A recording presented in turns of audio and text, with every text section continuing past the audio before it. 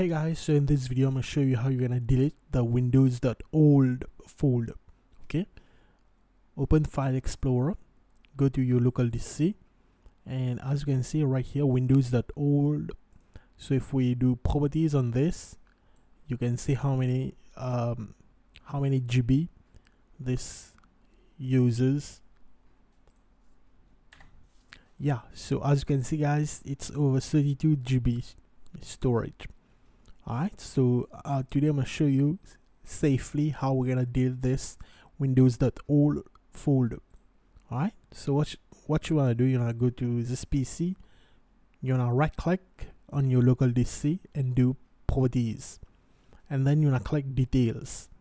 Alright, this thing's going to open, and you want to click on temporary files, and right here this thing is scanning the previous Windows installation right here. So you're gonna wait for this scanning to process. Okay, you're gonna wait this thing right here, and as you see right here, you will see a previous Windows installation file which is over whatever this takes like 20 GB. So you wanna check this. Okay, and then what you want to do, you want to click on remove files, click continue, and as you can see right now we are purging. That means we are currently removing, deleting the previous Windows installation. And yeah, all you have is to just wait for this process to complete.